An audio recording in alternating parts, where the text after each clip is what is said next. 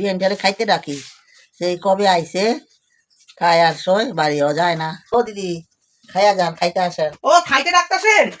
খামু খামু, টেবিলে খাবার রাখা আছে, খাইয়া নেন। যাই দেখি কি কি খাউন রাখছেন। মাংস কষা, সিম ভাজা, বকুলি দিয়া মাছের ডিম দিয়া তরকারি, টমাটো দিয়া ডাল, এ আবার কি ল্যাংসা আর দই। বলি ও দিদি, রান্না করছেন ঠিক আছে, এই কটা তো ভাত খাই, 2-4টা ভাত খাই, তো এই কটা পট করছেন, একটু কাতলা মাছের মাথা আনতে পারলেন না? আর একটু পাবদা মাছ আনতে পারলেন না? এই চাই পট দিয়া ভাত খামু কেমনে? আমাকে বাড়িতে না এরকম তো খাওন হয় না, খাই তো মাত্র 2-4টা ভাত। আমাকে তো সব বিয়ে বাড়ি নেমন্তন্ন, ফ্রিজে মাংস ছিল আপনার জন্য রান্না করে দিছি। বিয়া বাড়ির নিমন্ত্রণ? তা চলেন চলেন, আমি রেডি হই, খাও মামু খাই রাখেন, আগে তো কইবেন আমাকে সকলের নিমন্ত্রণ।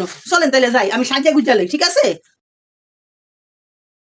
না না, আপনার নিমন্ত্রণ না, আমাকে সবাই নিমন্ত্রণ, আপনি তো বেড়াইতে আইছেন। হ্যাঁ, আমি তো মনে করছিলাম আমি আপনাকে বাড়ির লোক, আমার অতিথি মনে করছে। ও আচ্ছা আচ্ছা, ঠিক আছে। আজকে আপনি খান, কালকে আপনার কাতলা মাছের মাথায় না দেবো। আসলে আমরা 8-10 পদের রান্না করে খাই তো, এই 2-4টা ভাত খাই, এই কটা পদ দিয়া।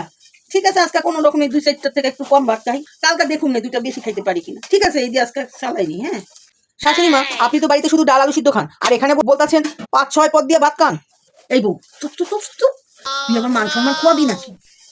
নাই। হ্যাঁ, আপনার মাই এটা মজা করে, মজা করে। হ্যাঁ, খুব মজা করে বউটা। আর ওই ডাল আলু সিদ্ধ ভাত আমাদের বাড়ির জীবনে হয় না।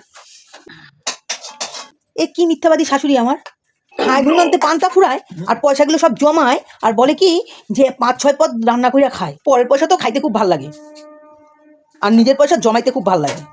এত কিছু দিয়ে খাউন দিছে, তাও কয় পোষায় না। তাই না, আমার পেস্টিসটা খাইয়ার লাগবে। সত্যি কথা কেউ ফাঁস করি, জ্বালা জ্বালা রে বাবা।